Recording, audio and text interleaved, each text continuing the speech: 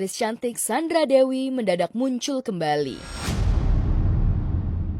Kemunculan Sandra bukan untuk promo atau launching produk, melainkan untuk berperang lagi melawan Kejaksaan Agung di Pengadilan Negeri Jakarta Pusat menyoal keberatan atas penyitaan aset pribadinya yang tidak terkait dengan hasil korupsi sang suami, Harvey Moise, terpidana kasus korupsi timah sebesar 300 triliun yang sudah divonis 20 tahun penjara. Sandra Dewi mengajukan keberatan pada awal Oktober 2025 dan sidangnya sudah berjalan di Pengadilan Negeri Jakarta Pusat. Pengadilan Tipikor pada Pengadilan Negeri Jakarta Pusat sedang menjalankan atau berlangsung sidang keberatan penyitaan aset yang diajukan oleh saudara Sandra Dewi dalam kasus korupsi suaminya yaitu Harvey Moise yang sudah divonis bersalah. Apakah nanti dikabulkan permohonannya Sandra Dewi atau tidak itu nanti kewenangan majelis tentunya. Terkait yang bersangkutan mengajukan keberatan, silakan saja. Itu memang diatur juga di dalam pasal 19 Undang-Undang Tipikor, di mana terhadap pihak ketiga yang merasa dirugikan untuk mengajukan. Penuntut umum siap untuk menjawab dan menerangkan apa-apa saja terhadap permohonan keberatan yang diajukan oleh saudara Sandra Dewi. Sandra Dewi, sang Cinderella, sepertinya tidak mau hidup susah. Sudah suami dibui 20 tahun, aset dan harta benda dirampas negara pula. Sandra Dewi berdalih kalau puluhan tas branded, perhiasan, tabungan, rumah dan kondominium yang disita Kejagung bukanlah hasil korupsi sang suami. Kalau memang dari yang mengajukan mempunyai alibi dan dasar yang kuat, argumen yang kuat, ya tentunya kalau sudah ada putusan pengadilan yang ingkrah terhadap keberatan itu, ya kita kembalikan. Kita menghormati apapun keputusan pengadilan, kita hormati dan kita laksanakan. Namun demikian, kami meyakini bahwa tindakan penyidik dan penuntut itu sudah tepat dan pastinya punya argumentasi sendiri, dan hal ini dipertimbangkan juga dalam putusan kasasi, semuanya kan dipertimbangkan dan tetap dirampas.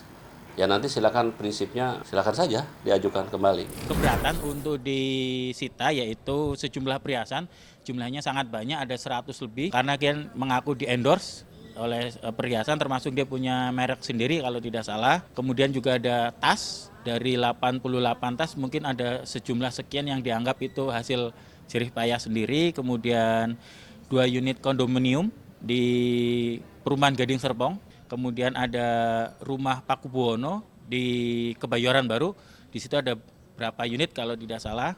Kemudian ada di rumah di Permata Regensi Jakarta Barat dan sejumlah uang di tabungan yang diblokir. Ya, sebelum Harvey Moise divonis, Sandra Dewi juga pernah meminta agar tas branded, perhiasan, uang tabungan, rumah dan kondominium atas nama dirinya jangan disita negara karena itu harta miliknya yang dibeli jauh sebelum menikah dengan Harvey. Sandra juga mengaku ia membuat perjanjian pranikah yang berisi pisah harta. Alasan yang diajukan oleh Sandra Dewi, satu, dia beralasan ada pemisahan harta sebelum menikah. Jadi ada perjanjian pranikah. Itu tidak terkait dengan tindak pidana korupsi dan itu diperoleh karena hasil endorsement sebagai artis, dapat iklan dan sebagainya. Jadi itu jerih payah sendiri. Kapan itu pisah harta yang dibuat kita nggak tahu seperti apa. Tapi yang jelas penuntut umum mengambil langkah-langkah hukum udah pasti dipertimbangkan. Benar ada akta perjanjian kawin nomor 1176 tertanggal 12 Oktober tahun 2016. Sama bahwa Ibu SD pun kan punya usaha sendiri. Dari sebelum pernikahan, beliau sudah dikenal sebagai seorang artis dan sudah mempunyai bisnis tersendiri. Makanya sebelum beliau menikah, beliau sudah pisahkan. Pemindahan aktor dan tersangka kasus narkoba Amar Zoni ternyata memasuki babak baru. Aditya Zoni, adik Amar, dengan nada menantang meminta aparat penegak hukum untuk mengembalikan nama baik Amar Zoni dan keluarganya karena terbukti Amar bukanlah pengedar narkoba di Rutan Salemba seperti yang diberitakan. Aditya Zoni bersuara lantang setelah Direktur Jenderal Pemasyarakatan Masyudi mengakui ada kesalahan dalam kasus Amar Zoni. Sehingga salah satu komitmen disampaikan bahwa itu bukan peredaran, namun hasil rahasia rutin yang dilakukan oleh petugas-petugas kita. Ini salah satunya yang kita luruskan di sini bukan untuk peredaran narkoba, namun itu hasil daripada penggeledahan yang dilakukan secara rutin. Ya udah, terus mau gimana lagi, Pak? Siapa yang bisa dan siapa yang bertanggung jawab untuk mengembalikan nama baik abang saya? Mengembalikan nama baik keluarga saya? Abang saya udah pure ya, bukan pengedar narkoba. Abang saya bukan yang dituduhkan di media. Tak hanya menuntut pertanggungjawaban pihak berwenang untuk membersihkan nama baik Amar Zoni dan keluarga yang tercemar, Aditya Zoni juga meminta Ditjenpas segera mengeluarkan abangnya dari lapas Nusa Kambangan. Nggak usah berlama-lama, langsung kembalikan aja Amar Zoni ya. Langsung aja keluarin Amar Zoni.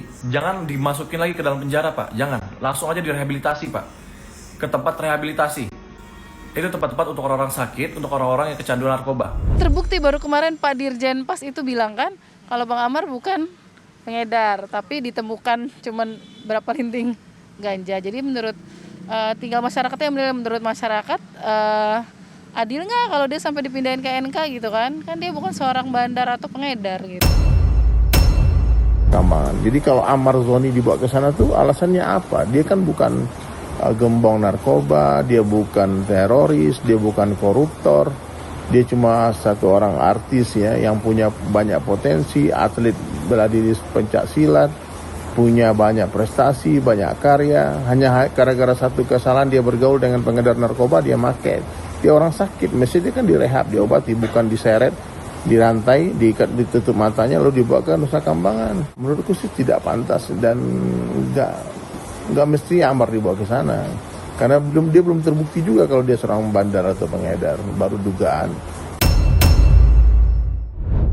Ya, nasi sudah menjadi bubur. Meski pihak Ditjenpas mengakui ada kesalahan, namun Amar Zoni tidak serta-merta bisa langsung dikeluarkan dari lapas Nusa Kambangan. Apalagi Kamis pekan ini, kasus Amar Zoni terkait dugaan peredaran narkoba di lapas akan mulai disidangkan di Pengadilan Negeri Jakarta Pusat. Karena Amar berada di lapas Nusa Kambangan, sidang pun bakal digelar secara online.